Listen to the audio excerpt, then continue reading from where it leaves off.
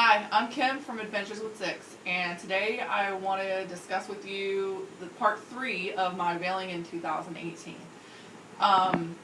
So I want to start out with telling my story about how I learned about veiling, who I heard from in the beginning. So the first time I heard about veiling was from my mother-in-law, and she offered to buy me some veils. She gave me this exact booklet. And so I read this, and I went through it, and I read everything.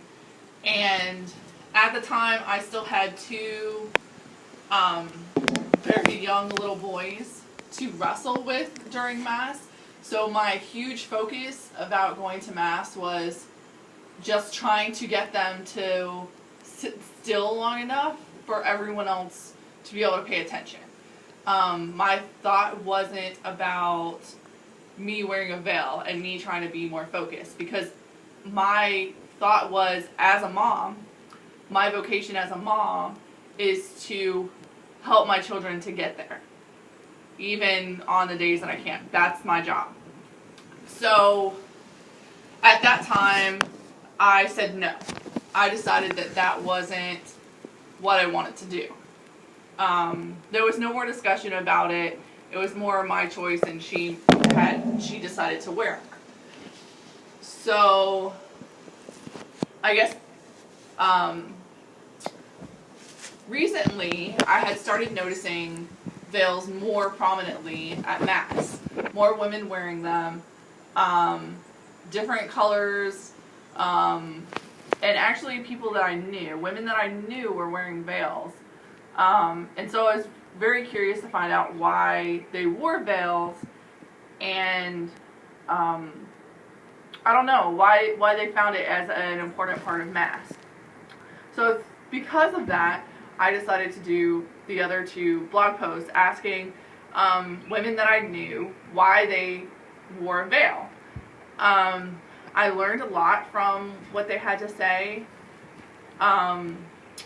They were all very kind in their answers, and they were all very honest, and I wouldn't say careful, but they answered the questions so that no one else would be hurt in what they said, which I appreciate, because I want everyone to be open to having a choice between veiling and not veiling. So in that, again, I got information about veiling. So this veil booklet, so I read it the first time. I remember just not wanting to veil, not being interested. I read this the second time, and it somewhat was confusing for me, because I was born after the Second Vatican, so I don't know anything about any of that. I'm not a history buff.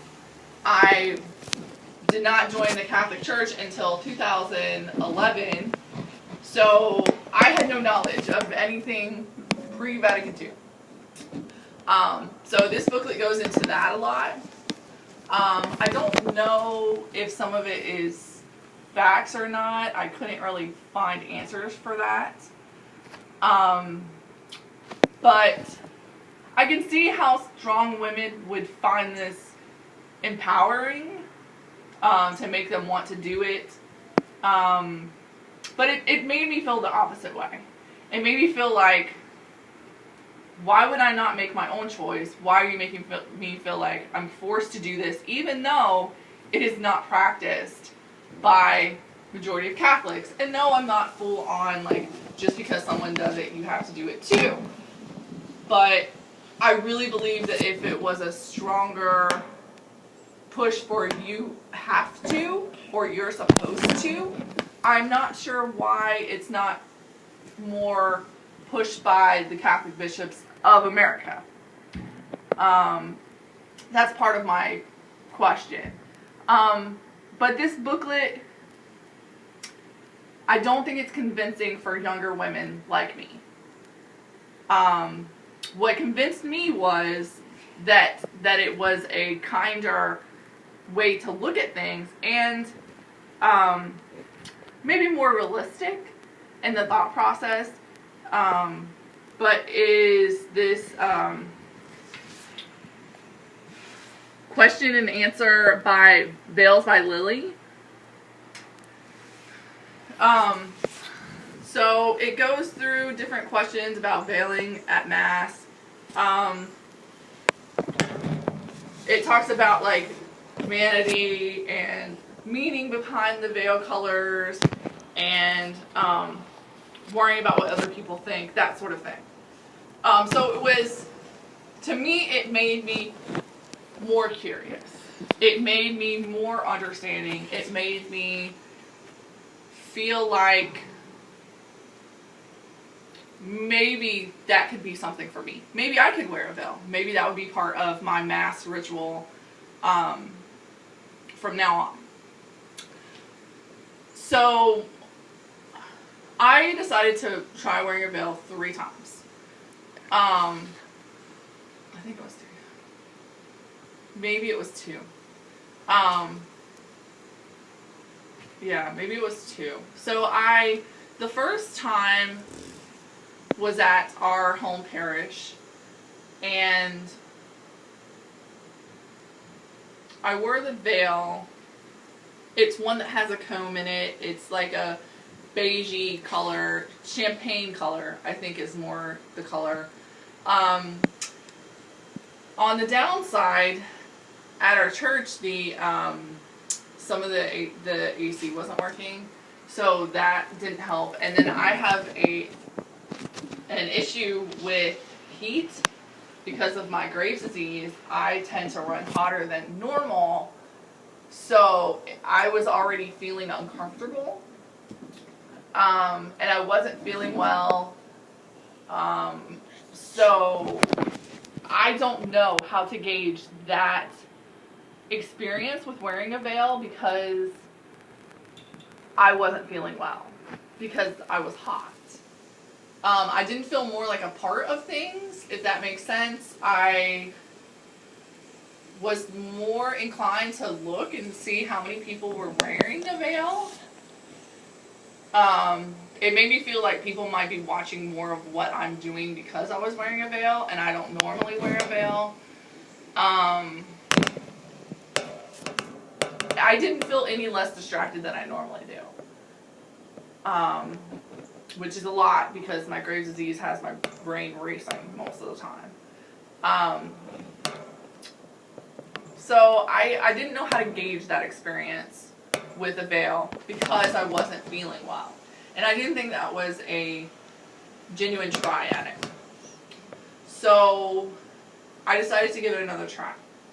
So the next time was at another parish that we go to for Holy Days of Obligation and different days depending on how our schedules go. And I was feeling fine, but I wasn't feeling what I thought I should be feeling. And maybe because I thought I should be feeling something is the reason that I didn't feel anything.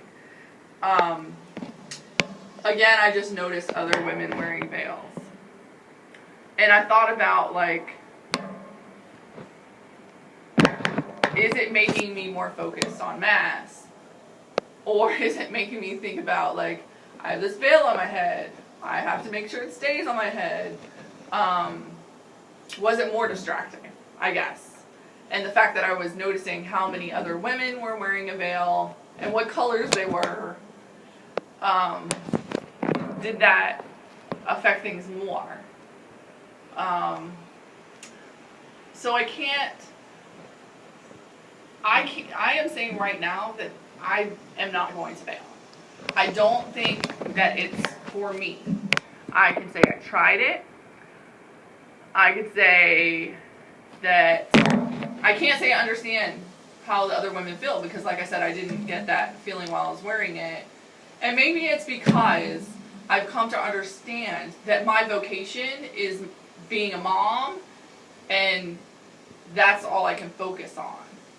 I'm not saying you can't be a mom and veil, but for me, there's more to it.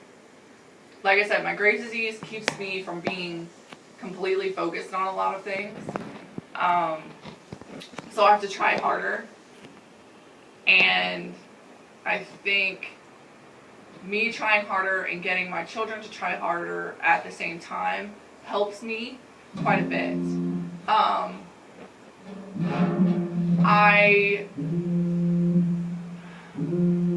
I won't suggest anyone to veil or not to veil. I think it's more left open to each woman as a choice. I won't say it was a bad experience because it wasn't.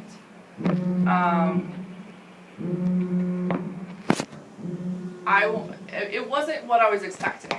I was expecting, like I said, to fully feel what these other women tried to describe as what they felt when they wore a veil, and I didn't quite feel that. And again, that could be attributed to, a couple different things.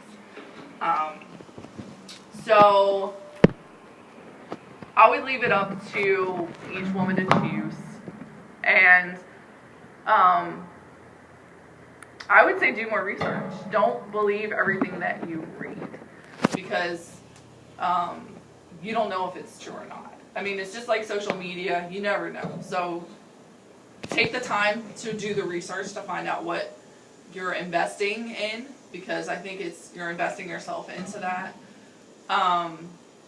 And be open to other people doing it as well. I thank the ladies who took the time to answer my questions and give me information, and they took the time out of their day, and I'm really grateful for that. I thank you all for watching, and I hope this gave a little bit of insight into veiling in 2018. All right, thank you.